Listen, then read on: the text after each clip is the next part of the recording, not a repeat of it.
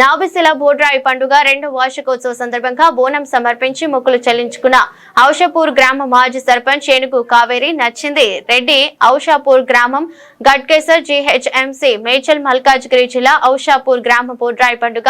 రెండో వార్షికోత్సవ పాల్గొని ప్రత్యేక పూజలు నిర్వహించిన మాజీ సర్పంచ్ ఏనుగు కావేరి మచ్చేందర్ రెడ్డి కుటుంబ సభ్యులతో పాల్గొని అమ్మవారిని దర్శించుకుని అమ్మవారికి మొక్కులు చెల్లించారు.